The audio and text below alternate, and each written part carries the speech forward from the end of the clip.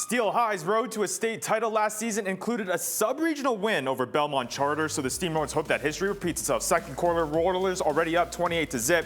Navy commit Alex Irby lobs it to senior Tavon LeGrand. He's got the open space, just beats the defender, lead extended to 35. Rollers keep on rolling. Next drive, a little bit of misdirection, halfback pass, no one open. Nazier Fuller keeps it, turns on the Jets, takes it 20 yards for the touchdown. Rollers now up 42-0, and the scoring keeps on coming. This time, Irby pitches it to senior back Ronald Burnett, weaves in and out of a sea of white. You get a TD, you get a TD. Fuller gets in on the scoring score, now 49-8. Steel High rolls to the next round of states, 49-28 final.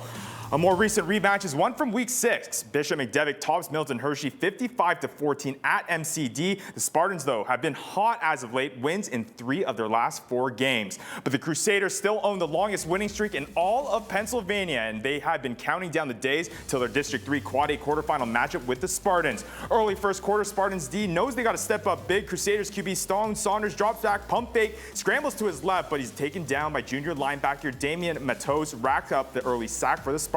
But they can only hold on for so long. Same drive, Saunders in the gun, pass to the crossing freshman wideout Jonte Quick, puts the Hershey defender on skates in open space, but Quick may be too quick for his own good. Trips on the 1-yard line, but 2 plays later, sophomore back Maurice Barnes finishes it off. McDevitt gets on the board for 7-0. Next offensive drive for the Crusaders, Saunders finds senior Rico Scott, who burns his defender. Scott is off to the races. Kudos to the refs for keeping up here. 65 yards to the house. Crusaders extend the lead to 14, and they don't look back. 54-14 McDevitt. Ticket booked to the semifinal.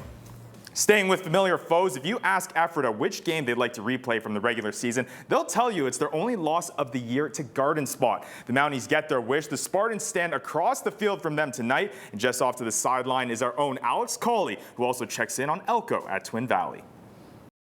It's like the old saying goes, if you are still strapping on the pads and you can see your breath, clearly you are doing something right. As you mentioned, it's a rematch, but also could be a little bit of revenge here in the District 3 playoffs. Let's go!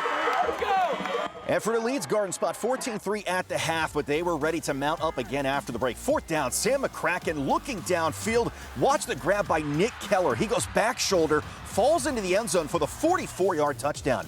Brayton Brown's going to pick up some tough yards tonight. Starts heading straight up the gut, bounces it out to the left. He finds a lot of daylight, eventually pushed out, but not before setting up an Evan Holmberger field goal, making it 24-3 Mounties. Garden Spot knows they need an answer to keep their season alive. Kai Harding keeps the play alive, scans the field, spots Trenton Huber for the 47-yard touchdown strike. It is a 2-score game, but that doesn't sit well with Ephrata. McCracken going back to work. He rolls to his left and finds a wide open Keller for 6 more. It took Ephrata decades to win their first playoff game. It takes them a week to notch their second. Mounties taking it 31-10. It feels awesome. I mean, I think it's the last 3 weeks that we've broken a record for our school program. We didn't want it to be so much a revenge game. We just wanted it to be another game that we just come out and execute. When I started, the only thing we were talking about was an 0-31 game losing streak. To be 8 years from then, having 11 wins, first time in program history, it's just such an amazing feel.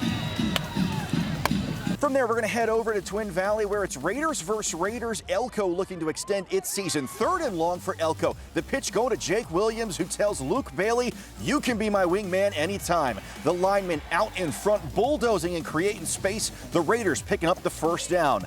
That drive would stall eventually. It's the Raiders on the other side of the field cashing in first. They cap the long drive with a short touchdown run right up the middle to take the 7-0 lead. You can always tell when it's colder because the refs break out the shiny shirts. More from Twin Valley. They are knocking on the door again later in the first, once again going right at Elko for 6 more. Unfortunately, it is the end of the road for Elko's season, 35-7. I'm Alex Cawley for The Frenzy. Coming up on The Frenzy, West Perry takes their show on the road as they head to Lancaster Catholic. The 4th quarter, The Frenzy is on the way.